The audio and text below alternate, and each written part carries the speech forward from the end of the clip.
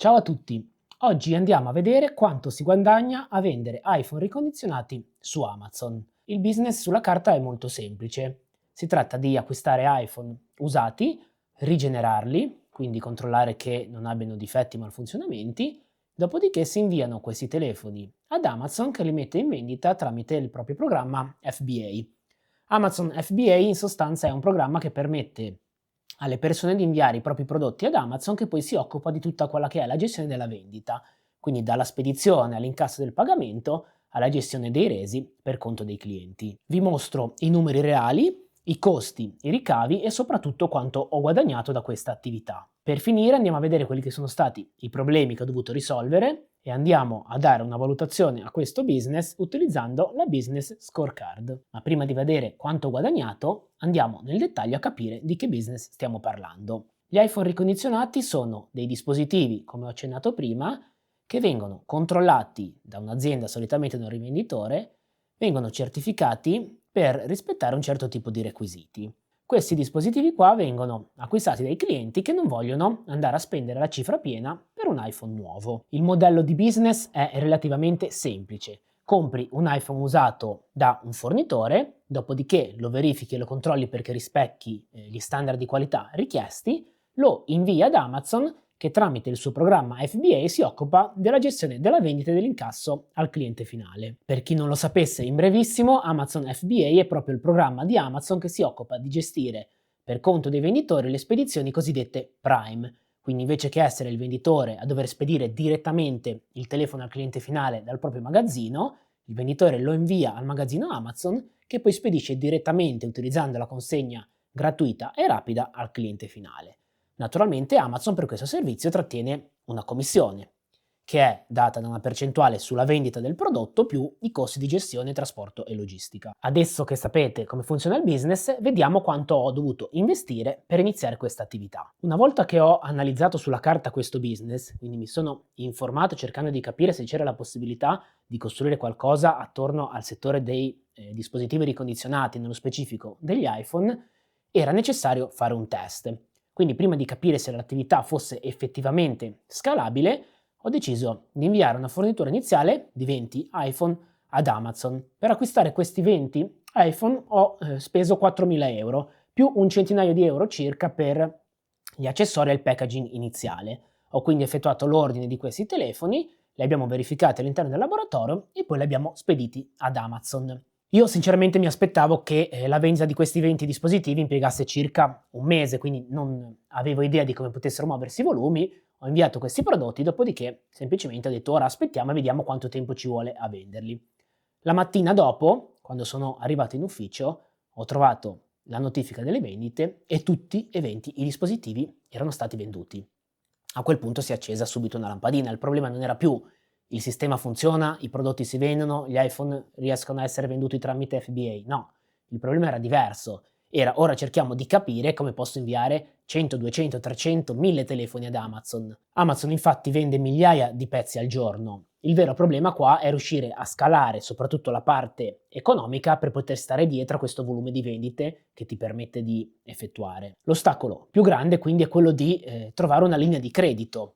Per questo motivo qua ho girato alcune banche e ho trovato uno strumento che in quel caso era perfetto per il nostro business. Lo strumento si chiama Finimport, è una sorta di fido bancario, come quello che potete accendere sul vostro conto, ma è specifico per le importazioni. Quindi la banca ti apre una linea di credito per tutti quegli acquisti che arrivano dall'estero e ti richiede però un rientro molto corto. Quindi a differenza del fido classico che non ha una scadenza di rientro ma costa di interessi o di un finanziamento mutuo chirografario che magari scade a 2, 3, 4, 5 anni, il Finimport ha un periodo di scadenza solitamente di 30, 60 o 90 giorni. Vuol dire che la banca ti dice ok, ti do 100.000 euro per acquistare prodotti dall'estero, ma me li devi restituire entro 3 mesi. Il tasso di interesse attorno al 9% annualizzato vuol dire che per un'operazione che si chiude in 1, 2 o 3 mesi il tasso può variare dallo 0,75 circa fino a un paio di punti percentuali.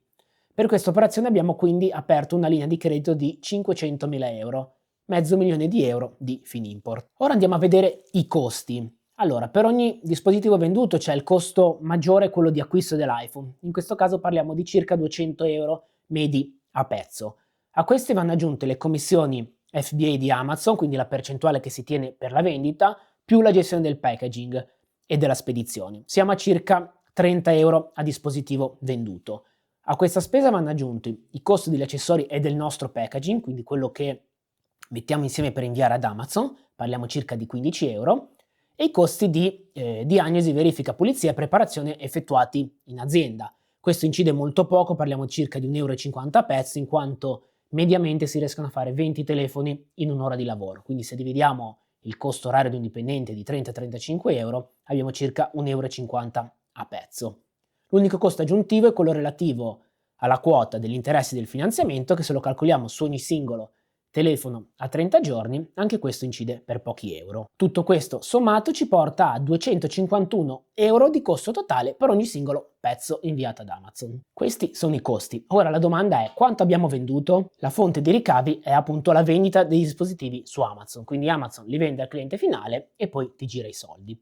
In 6 mesi abbiamo venduto circa 2280 iPhone ad un prezzo medio di vendita di 350 euro cada uno, per un totale di 800.000 euro di prodotti venduti. Ora però è il momento di fare i conti e di vedere quanti soldi sono rimasti in cassa. Abbiamo quindi un totale di ricavi di 800.000 euro circa e un totale di costi di circa 150.000 euro. La differenza è l'utile è di 226.000 euro in 6 mesi. Il margine è di circa 30 punti percentuali, per una cifra che si aggira intorno ai 100 euro per ogni singolo iPhone venduto su Amazon. Il ROI su una linea di credito da 500.000 euro è di circa il 40%, che annualizzato porta a una cifra attorno all'80%, quindi anche la rotazione del capitale è ottima in questa attività. Ok, quindi 226.000 euro di utile, ma quali problemi ho dovuto affrontare per poter arrivare a questo risultato? Ve ne dico 3. Problema numero 1 sono i flussi di cassa. Tu paghi in anticipo il fornitore e ricevi il pagamento da Amazon solitamente a 30 giorni dalla data di vendita. Questo tipo di business ha dei margini importanti, ma il volume delle vendite che ti permette di fare Amazon è anche un problema, in quanto i flussi di cassa sono quelli che dettano le regole del gioco. Ovviamente senza una linea di credito adeguata è difficile riuscire a scalare questo business. Se non hai accesso a una linea di credito come il Finimport che abbiamo utilizzato noi, muovere 500.000 euro di merce allo start è praticamente impossibile. Problema numero 2. Il tuo business dipende interamente da Amazon, soprattutto per i pagamenti. Amazon ha la facoltà, in base alle condizioni contrattuali, di bloccare o ritardare i tuoi pagamenti fino ad un massimo anche di 90 giorni, in caso di qualsiasi tipo di problema. Come abbiamo visto prima, se il tuo flusso di cassa non ha margini di dilazione, quindi se tu sei tirato con la cassa e Amazon decide di ritardarti i pagamenti di 60 giorni, ti trovi in difetto con la banca in questo caso, perché la banca ti dice: guarda che devi rientrare di questa pratica di Finimport. Quindi non solo non ti apro una nuova linea di credito e il business si ferma, ma ti chiedo anche di rientrare di questa cifra che hai già investito. Quindi il secondo problema è stato quello di prestare un'attenzione maniacale a quelli che sono i flussi di cassa. Il terzo problema è un problema di scalabilità del business legato all'erosione dei margini. Cosa significa? Man mano che nel business entrano nuovi player, cosa succede? Che i margini si riducono. Entrano aziende anche più grandi con più capitale e per la legge di mercato della concorrenza i margini si assottigliano. Quando i margini si riducono, tu devi vendere più pezzi per guadagnare la stessa cifra. Inoltre, se l'unica barriera all'ingresso è il capitale, come nel caso di questa attività che richiede grandi flussi di cassa, prima o poi arriverà sempre qualcuno che ha un capitale maggiore di te. Quello che è stato un vantaggio si può facilmente trasformare in uno svantaggio. Questi sono i 3 problemi principali che ho dovuto risolvere per portare avanti questo business.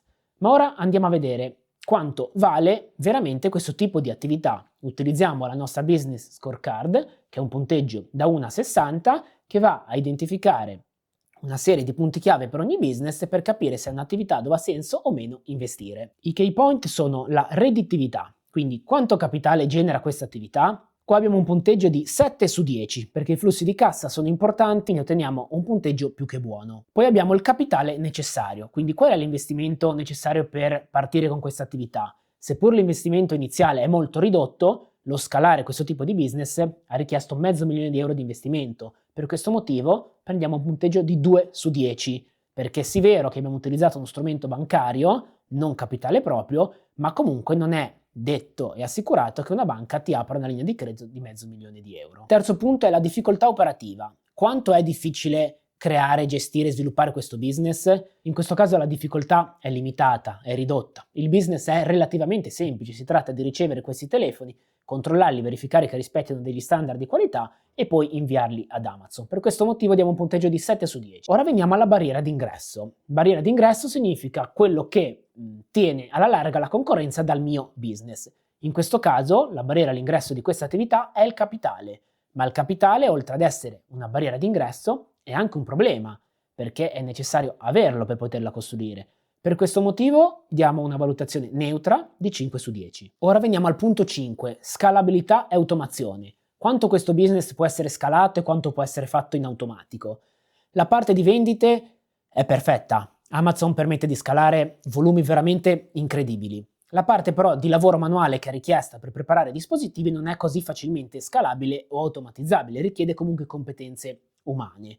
Niente di particolarmente complesso in quanto sono operazioni di livello molto basilare, per questo motivo diamo un voto di 7 su 10. L'ultimo punto, che è uno dei miei preferiti, che è il valore patrimoniale, ovvero al di là dei flussi di cassa che questa attività mi porta, qual è il suo valore patrimoniale nel futuro? Cos'è che sto costruendo? Il valore patrimoniale di questa attività è praticamente nullo, perché il tuo business dipende interamente da Amazon. Quindi è una macchina da soldi perfetta, ma non è tua. Per questo motivo vendere iPhone ricondizionati su Amazon prende un punteggio di 2 su 10. Inoltre questo tipo di attività è difficilmente rivendibile, per il motivo citato prima, che non dipende da te, ma dipende dalle scelte di Amazon. Il totale del punteggio è di 29 su 60, quindi questa, che è un'attività che comunque ha generato un flusso di cassa interessante, perché parliamo di più di 200.000 euro di utile, prende un punteggio appena sufficiente nella nostra business scorecard. Se vuoi imparare a valutare investimenti alternativi come questo, ho creato 16 lezioni gratuite che puoi trovare cliccando sul link in descrizione, ti arrivano direttamente sulla mail, non hanno nessun costo e ti offrono un punto di partenza per iniziare a valutare degli investimenti alternativi in aziende reali. Se questo video ti è piaciuto, metti mi piace, iscriviti al canale e rimani collegato in attesa del prossimo video sui miei investimenti.